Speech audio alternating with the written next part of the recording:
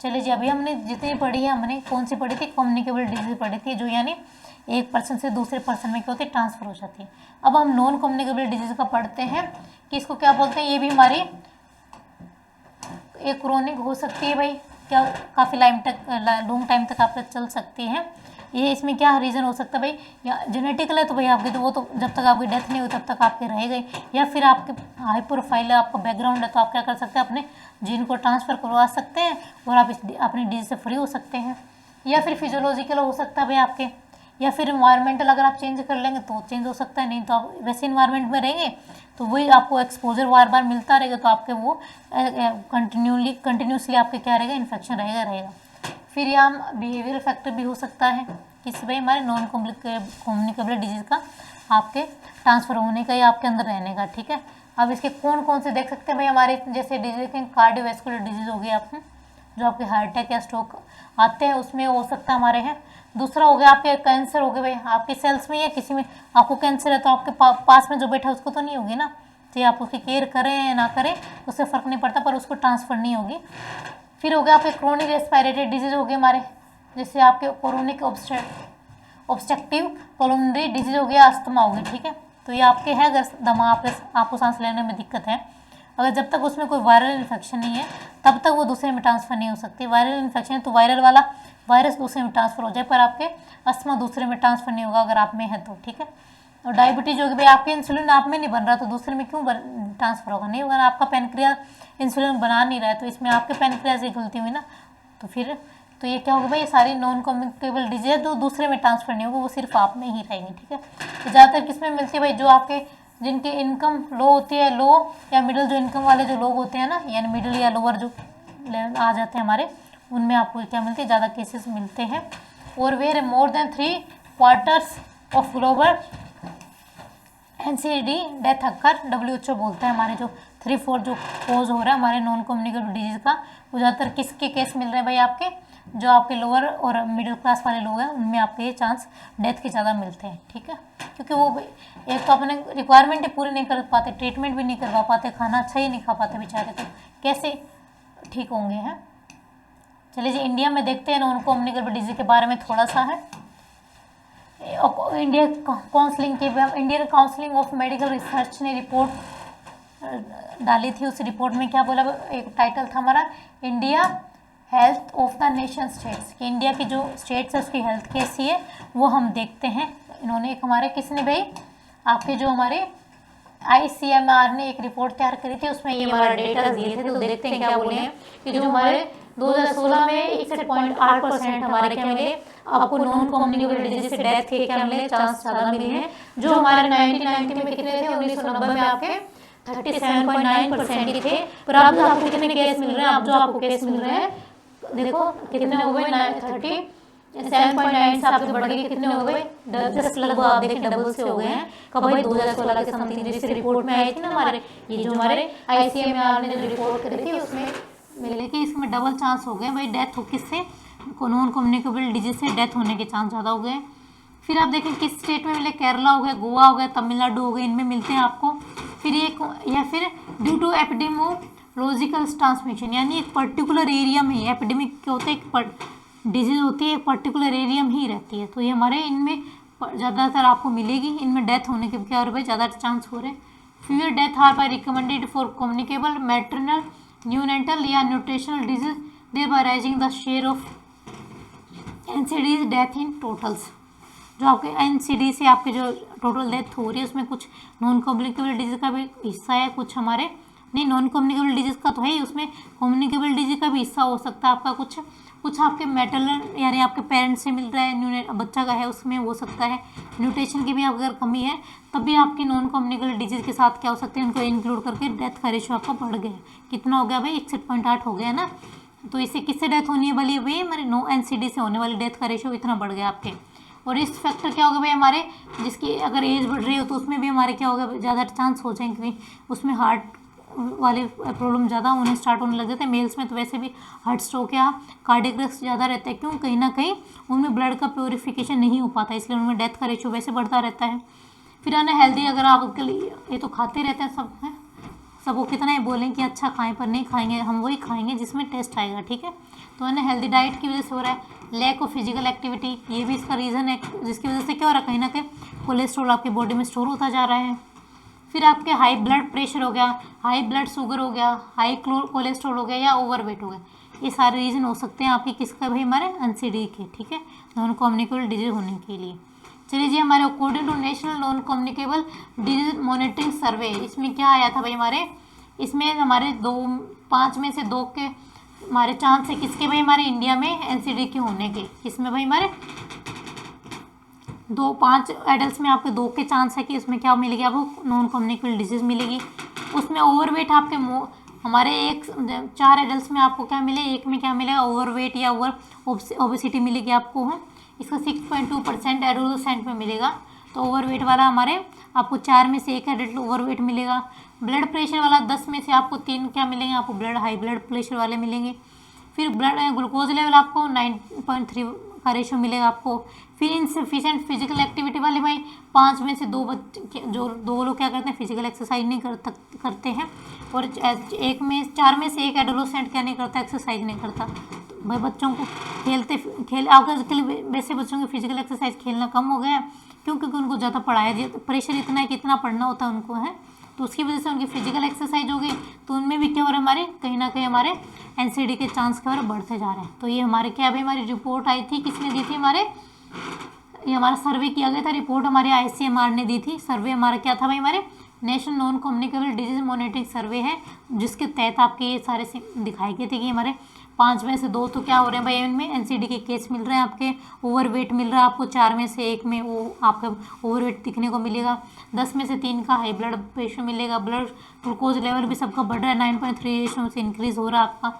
फिर insufficient physical exercise आपके adult में 5 में से 2 आपको क्या मिले, 2 लोग एक्सरसाइज नहीं करते, और एडोलेसेंट वाले हैं वो हमारे 4 में से 1 एक्सरसाइज नहीं करते। तो उसकी वजह से क्या हो रहा है भाई, हमारे इनके चांस क्या हो रहे हैं, NCD के चांस बढ़ रहे हैं, ठीक है। 1 in every 3 adults है, more than 1/4 proportion of man use any form of tobacco. ये हमारे जो मेन्स टोबैको कंज्यूम करते हैं alcohol in the past 12 month respectively, ठीक है। जो एल्कोहल का कंजम्पशन वैसे मेंस में बढ़ता जा रहा था, अब फीमेल्स में भी क्या है, हमारा एल्कोहल कंजम्पशन बढ़ रहा है। क्यों, शो ऑफ का ज़माना चल रहा है, वो कर रहा है तो हम भी कर लेते हैं, चाहे उसके सिम्टम कितने भी बता दें आपको मानेंगे नहीं, क्योंकि चलो होगा जो होगा देखा जाएगा, पर देखा बाद में जो देखा नहीं जाएगा, जो होता है वो देखा नहीं जाता, फिर आपको तो क्या फ़र्क पड़ेगा, आपकी फैमिली को फ़र्क पड़ता है ना, क्योंकि उन्हें देखना है, उनको ट्रीटमेंट करवाना है तो वो लेके जाएंगे। फाइनेंशियली आपको, फिजिकली, मेंटली आपको जो झेलना है, आपको कुछ नहीं झेलना, सब कुछ उनको झेलना पड़ता है। तो उनके पास इतने काम होते हैं, उसमें आप ये प्रॉब्लम और डाल देते हैं। तो इसलिए आप खाना अच्छा खाएँ, ड्रिंक व्रिंक ना करें। ड्रिंक मतलब आपके एल्कोहल हो गए वो वाला ड्रिंक नहीं करना है, आपको पानी अच्छे से पीना है, जूस अच्छे से पीना है, ये वाले आप ड्रिंक कर सकते हैं, ठीक है। इनका शौक आपको होगा नहीं ना। चलिए जी, हमारे हेल्थ मिशन गवर्नमेंट भी काम कर रही है। तो गवर्नमेंट ने भाई पहला तो हमारे UIP लॉन्च कर रखा है, यूनिवर्सल इम्यूनाइजेशन प्रोग्राम, ठीक है। क्या भाई, यूनिवर्सल इम्यूनाइजेशन प्रोग्राम हमारे किसने लॉन्च किया, गवर्नमेंट ने लॉन्च किया है। लार्जेस्ट हमारे वर्ल्ड का है पब्लिक हेल्थ प्रोग्राम है भाई। हमारे कब स्टार्ट हुआ था, 1985 में हमारे स्टार्ट हुआ था। इसमें हमारे फ्री वैक्सीन दिए जाते हैं, कितने डिजीज के अगेंस्ट, आपके 12 लाइफ थ्रेटनिंग जो डिजीज है उसके अगेंस्ट हमारे UIP में क्या दिए जाते हैं, आपके वैक्सीन दिए जाते हैं। और इसमें क्या करें भाई, हमारे जो बच्चों की लाइफ है उनको सेव करना है, हमारे उनको प्रोटेक्ट करना है। किससे करना है, आपके ट्यूबरक्लोसिस से उनको प्रोटेक्ट करना है। दूसरा आपको डिप्थीरिया से करना है। तीसरा आपको पर्टूसिस करना है, टेटनस हो गया। 12 डिजीज एक बार मैं पढ़ देती हूँ ताकि आपको थोड़ा क्या रहे, याद रहे। फिर एक पोलियो हो गया, हेपेटाइटिस बी हो गया, निमोनिया, मेनिंजाइटिस जो आपके ब्रेन को क्या करती है, ब्रेन की जो लेयर है मेनिजेस उसको इफेक्ट करती है। ये हीमोफीलिया से हो सकता है आपका हमारे, ठीक है। फिर इन्फ्लूजा हो गया, हेपेटाइटिस बी हो गया आपका, मिजल्स हो गया, रूबेला, जैपनीज इंसेफेलाइटिस और आपका रोटावायरस डायरिया हो गया। तो ये हमारे जो 12 डिजीज है लाइफ थ्रेटन डिजीज जिससे डेथ के क्या रेशो है ज़्यादा, तो उनके लिए हमारे UIP ने क्या कर रखा है भाई, हमारे यूनिवर्सल इम्यूनाइजेशन प्रोग्राम लगा रखा है। यानी फ्री आपको क्या मिलेंगे, आपको वैक्सीन। अगर बच्चे में ही क्या, बच्चे से ही क्या देना स्टार्ट कर देते हैं, वैक्सीन देना स्टार्ट कर देते हैं, ताकि हमारे क्या हो, जब तक वो उसमें क्या हो बड़ा हो, उसमें इम्यूनिटी डेवलप हो जाए और ये डिजीज़ होने के चांस क्या हो जाए, कम हो जाए। चलिए, मिशन इंद्रधनुष भी भाई गवर्नमेंट ने लॉन्च कर रखा है, जिसको यूआईपी के तहत क्या नहीं मिला, बेनिफिट नहीं मिल रहा, उसको भाई हमारे इंद्रधनुष लॉन्च कर देखिए यहाँ कहीं ना कहीं इसको थ्रू बेनिफिट मिल जाएगा। हमारे ministry of health and family welfare के थ्रू गवर्नमेंट इंडिया ने हमारे 25 दिसंबर 2014 को क्या स्टार्ट किया था, मिशन इंद्रधनुष स्टार्ट किया था। हमारे जो मोर देन 89 लाख चिल्ड्रन है उसको क्या करना भाई, हमारे या तो वो वैक्सीनेटेड हो चुके, पार्शली वैक्सीनेटेड हो चुके हैं, या कि उनको ये जो 12 वैक्सीन है नहीं मिले तो उनको क्या करना भाई, फ्री वैक्सीन देना है। किसके तहत, आपके जो मिशन इंद्रधनुष है उसके तहत, ठीक है। टारगेट चिल्ड्रन के भी अंडर 2 ईयर का जो चिल्ड्रन है उस ये टारगेट एज है कि हाँ उस तक हमारे क्या करना है, वैक्सीन देना है। जो आपके 12 वैक्सीन है, या फिर जो प्रेग्नेंट वूमेन है उसको इम्यूनाइजेशन आपको प्रोवाइड करवानी है, ताकि वो कहीं ना कहीं इसमें इम्यूनिटी रहेगी तो आगे वाले बच्चे में भी तो ट्रांसफर होगी ना। इसलिए इसमें 2 ईयर के बच्चे आ जाते हैं और फिर इसमें फीमेल्स आ जाती है, प्रेग्नेंट फीमेल्स। और हमारे 12 वैक्सीन जो हमारे प्रिवेंटेबल डिजीज़ के लिए दिए जाते हैं कि हमारे मिशन इंद्रधनुष प्रोवाइड करता है ये वाले वैक्सीन, ठीक है। और इससे earlier increase the full immunization coverage, जो हमारे 1% था पर ईयर, अब कितना हो गया, हमारे 6.7% पर ईयर हो गया। पहले 1% लोगों के पास ही हमारे क्या हुआ था, वैक्सीनेशन हो पाया था। अब कितने का हो गया भाई, हमारे 6.7% तक इसका रेशो बढ़ गया कि हाँ क्या, और लोग इतने खुद भी एक्टिव हो रहे हैं कि हाँ मैं कहीं ना कहीं जब फ्री में ये चीज़ें मिल रही हैं तो क्यों ना हम क्या करें, हम वैक्सीन लें और हमारे जो आगे वाली जनरेशन उसको क्या करें, डिजीज़ फ्री कर सकें, ठीक है। इंटेंसिफाइड मिशन इंद्रधनुष IMI ये लॉन्च किया गया था हमारे 8 अक्टूबर 2017 को हमारे लॉन्च किया गया था। ये भी हमारे क्या करता है, इम्यूनाइजेशन को हमारे इम्प्रूव करता है। कौन भाई, हमारे सब कुछ हो किस लिए रहा है भाई, इम्यूनिटी के लिए हो रहा है। क्यों, इम्यूनिटी आएगी तो आप इजीली क्या करेंगे, इन डिजीज से आप लड़ लेंगे, और आपके इन्फेक्शन भी हो तो आपको ज़्यादा फर्क नहीं पड़ेगा, ठीक है। क्योंकि आपको ऑलरेडी आपके क्या, आपने वैक्सीन ले रखा है, इम्यूनिटी आपको इनके अगेंस्ट आपके एंटीबॉडी तैयार है, तो ये इन्फेक्ट करेगा, एंटीबॉडी इसके क्या कर अगेंस्ट बनेंगे और इसको क्या कर दे, डैमेज कर दे इसको, यानी इन सारी डिजीज़ को, ठीक है। To ensure full immunization to more than 90% by December 2018, ये हमारे 90% तक क्या करना भाई, इम्यूनाइजेशन को कवर करना है 2018 के तहत। कौन सा प्रोग्राम लाए थे आप भाई, इंटेंसिफाइड मिशन इंद्रधनुष के तहत। हमारे कब आया था, अक्टूबर 8, 2017 में आया था, और हमारे मिशन इंद्रधनुष आपके 25 दिसंबर 2014 में आया था, ठीक है। तो ये बहुत काफ़ी बार पूछा जाता है मिशन इंद्रधनुष कब आया था भाई। आयुष्मान भारत भी काफ़ी चल रहा है हमारे, गवर्नमेंट लेके आ रखे मैं आयुष्मान भारत के तहत हमारे क्या कर रखा है, हमारे इसमें ये भी इम्यूनाइजेशन के तहत हमारे क्या कर रखा है, इसमें हेल्थ कवरेज दिया जाता है 5 लाख तक का। किसमें भाई, हमारे आयुष्मान भारत के तहत हमारे इसमें creation of health and wellness centres, प्रधानमंत्री जन धन आरोग्य योजना के तहत हमारे क्या क्या 2 अप्रोचेज है इसमें। पहले तो वेलनेस सेंटर खोले जाएंगे हमारे जो हेल्थ केयर के लिए, जो हमारे मैटरनल फीमेल्स हो गए उनके लिए, जो चाइल्ड्स हो गए उनके लिए। इसके तहत हमारे PMJAY के तहत, ठीक है। और उसको कुछ फ्री एसेंशियल ड्रग्स या डायग्नोस्टिक सर्विस दी जाएगी, ताकि जो हमारी फीमेल्स को बेनिफिट मिल सके और आगे वाली जो जनरेशन आ रही है उसको भी क्या मिल सके, बेनिफिट मिल सके। चलिए, और हमें एक हेल्थी क्या मिल सके, आगे वाली जनरेशन मिल सके, ठीक है।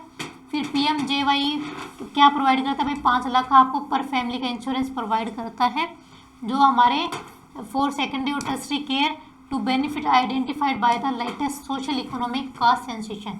जो हमारे सोशल इकोनॉमिक कास्ट सेंसेशन हुई थी हमारे 2011 में, उसमें हमारे उसके तहत 5 लाख तक का क्या देता है, इंश्योरेंस देती है गवर्नमेंट हमारे आयुष्मान भारत जो हमारे मिशन है उसके तहत, ताकि आपके क्या कर सके, जो हमारे वीक क्लास के लोग हैं ना उनको क्या मिल सके, हमारे हेल्थ बेनिफिट मिल सके, ठीक है। The insurance cost is share by the centre, और स्टेट में कितना रेशियो है भाई, सेंटर इसमें 60% दे रही है हमारे, और गवर्नमेंट हमारे कितना दे रही है, 40% दे रही है। जो आपके प्रधानमंत्री जन धन आरोग्य योजना है उसके तहत हमारे स्टेट दे रही है हमारे 40 और सेंटर दे रहा है हमारा 60%, ठीक है। तो national health agency has been constituted as a autonomous entity for effective implementation of PMJAY। इसके PMJAY के लिए इम्प्लीमेंट का काम कौन कर रहा है, मेनली आपके जो नेशनल हेल्थ एजेंसी है वो इस पर क्या करे, बहुत ज़्यादा काम कर रही है, क्योंकि हेल्थ वाला पूरा डिपार्टमेंट आपकी इस एजेंसी के पास है। तो क्या करे, ज़्यादा से ज़्यादा लोगों को क्या करेगी, ये आपके वैक्सीनेशन करवाएगी और आपके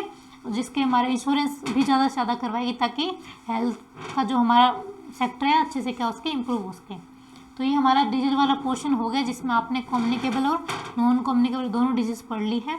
तो आप इसको एक बार पढ़िए, फिर आपको रिवाइज करिएगा। चलिए जी, थैंक यू सो मच। अगर आपको अच्छी लगे क्लासेस तो आप लाइक कर सकते हैं, शेयर और सब्सक्राइब भी करिएगा। Thank you so much.